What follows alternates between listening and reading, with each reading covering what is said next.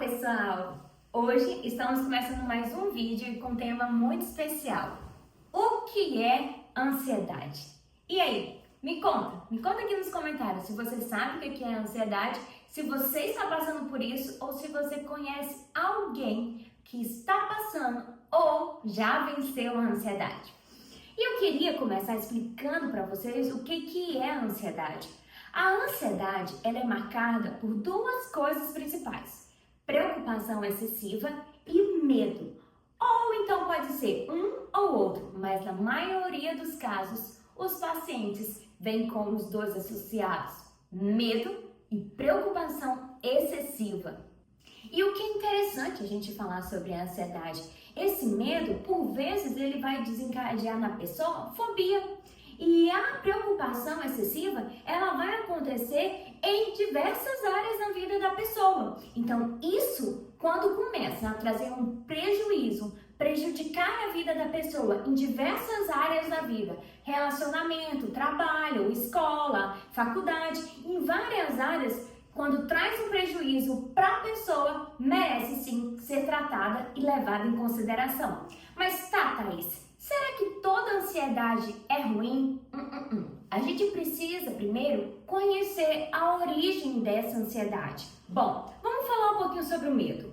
O medo é um estado emocional que aparece a partir da consciência de um perigo. Eu entro imediatamente em estado de alerta mediante algo que aconteceu comigo. Por exemplo, se eu vejo uma cobra, um leão, um homem vindo na minha direção em uma rua escura, deserta, imediatamente o meu cérebro vai reagir. Então é o que a gente chama de fight or fight. Ou nessa hora eu vou lutar ou eu vou fugir. Algumas pessoas podem até paralisar. E o que acontece? O medo, ele se torna ruim quando, por exemplo, eu não tenho uma situação ameaçadora, eu estou dentro da minha casa, estou tranquila, deitada e constantemente eu tenho medo. Constantemente eu tenho medo da cobra, eu tenho medo de um assalto, medo de que algo possa acontecer em um ambiente tranquilo. Isso me fala que o medo está sendo prejudicial, já é um transtorno. Já a preocupação é a antecipação de que algo possa acontecer. Claro que não é ruim ficar preocupado. Se eu tenho uma prova amanhã, se eu tenho um casamento, se eu tenho algo desafiador a fazer, é normal que o meu corpo fique preocupado, que eu fique preocupada diante de que algo vai acontecer. O problema é simplesmente a dosagem, a intensidade que eu dou para essa preocupação. A preocupação excessiva é quando eu estou irritado, nervoso e querendo que as coisas aconteçam muito no meu tempo. E isso é difícil, porque a grande certeza da vida é que nada é certo. Não tem como a gente dizer que as coisas vão sempre acontecer do nosso jeito ou que tem que acontecer dessa forma. Então, se eu estou em casa, em um ambiente tranquilo, acolhedor e os meus pensamentos estão sempre driblando entre preocupação e ansiedade, o que acontece? Ninguém dorme em uma situação de medo. Daí, desencadeiam outras consequências, como a insônia, que a gente vai falar isso em um outro vídeo. A ansiedade é normal. O problema é a intensidade. A diferença da ansiedade normal para uma ansiedade patológica é que na ansiedade normal, quando o estímulo desencadeador desaparece, a ansiedade desaparece. Então, se eu estou ansiosa para o casamento, para uma prova, uma entrevista de emprego, quando já passou esse evento, eu estou tranquila. Mas na ansiedade patológica, mesmo que o estímulo já tenha desaparecido, eu continuo, por vezes, ansiosa, preocupada e com medo excessivo. Então, ficar o tempo todo preocupado, em alerta, isso não me permite descansar. E aí prejudica os meus estudos, meus relacionamentos, meu trabalho. Então está trazendo um prejuízo, um sofrimento para a pessoa. Esses medos podem, então, por muitas vezes, serem irracionais e desproporcionais. Você já viu aquela pessoa que tem medo, por exemplo, de uma barata? Muitas vezes esse medo é irracional, é desproporcional à situação. Já a preocupação, quando ela está sendo excessiva, a gente observa que os pacientes amplificam demais os sintomas. São coisas muitas vezes que são pequenas, claro que são desafios a serem enfrentados, mas a pessoa amplifica demais e acredita que não serão capazes de resolver. E elas vivem sempre se questionando: e se acontecer isso? E se? E se? É tanto e se que a pessoa não descansa a cabeça. E por que existe a ansiedade? A ansiedade é intrínseca de cada um de nós. Desde lá dos nossos ancestrais, diante de uma ameaça, de um lobo, alguém que poderia nos atacar, nós desenvolvíamos estratégias para nos defender. Então, por isso que nós precisamos, de fato, conhecer a origem da ansiedade. De onde vem a minha e a sua ansiedade? Quando a gente conhece a origem, as raízes da ansiedade, a gente consegue poder assim tratar, ou seja, cortar aquilo que está prejudicando a nossa ansiedade. A ansiedade é uma soma de fatores e os principais fatores são genéticos, psicossociais, que envolvem o psicológico e o ambiente, e a história de vida de cada pessoa. E eu já te adianto uma coisa: os fatores genéticos são responsáveis por 20 a 30%.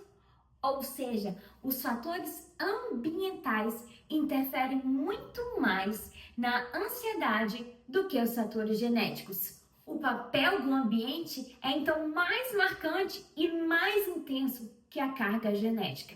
Então, o ambiente em que você nasceu, o ambiente em que você convive, as pessoas com que você convive, por vezes, podem ter influenciado a você desenvolver a sua ansiedade. Então, se você aprendeu a ser ansioso, eu gosto de falar para as pessoas que você consegue desaprender a ser ansioso. E é isso que eu tô aqui para te ajudar. E assim, os fatores da história de vida contribuem para você desenvolver ou não a ansiedade.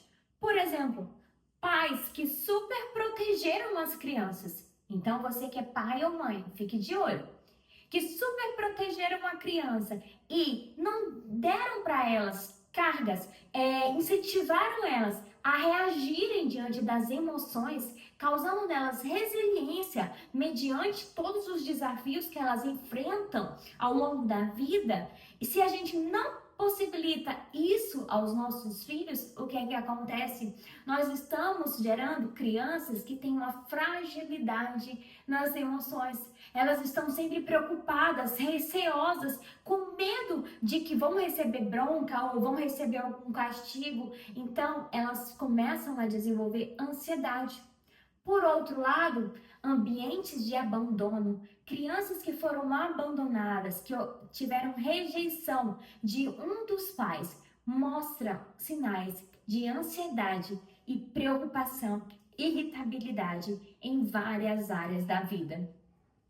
Por isso, eu gosto de falar sempre que o autoconhecimento traz clareza. Quando eu me conheço, eu sei quem eu sou. Eu não preciso mais agir da forma como foi ensinado, ou como as pessoas queriam que eu vivesse ou agisse. Quando eu me conheço, o autoconhecimento traz luz, traz clareza para minha mente e eu consigo assim moldar e entender o que eu estou fazendo. É uma ansiedade? E o que é isso que eu estou sentindo? É um momento de medo? Tudo isso vai me guiar para eu conseguir ter clareza diante das situações da vida. E para encerrar, eu queria te falar algumas coisas que prejudicam a ansiedade e coisas que podem te ajudar a enfrentar melhor a ansiedade. Coisas que podem prejudicar são, por exemplo, o uso excessivo de telas, alimentação não saudável, tempo de sono reduzido, baixa atividade física, baixa sentimento de valorização, o uso de álcool, outras substâncias, tudo isso e muito mais que a gente vai conversando mais aqui nos próximos vídeos podem prejudicar a sua ansiedade. Já outras coisas que podem te ajudar a controlar a ansiedade são um sono reparador em que você sente que descansou de fato, menor tempo de tela, contato com natureza, contato com a luz solar, relacionamentos saudáveis, uma alimentação equilibrada, tudo isso e muito mais contribui para você vencer a ansiedade. Já garanto que a terapia é um ótimo aliado para você vencer a ansiedade. Por hoje é só. Foi muito bom conversar um pouquinho com vocês sobre o que é ansiedade, o que pode estar causando essa ansiedade. Comenta aqui se você gostou, se você quer mais vídeos sobre isso e a gente pode vir aqui falar mais sobre a ansiedade, tratamento, os diversos tipos de ansiedade. E é isso. Um abraço no coração, fiquem com Deus e até a próxima!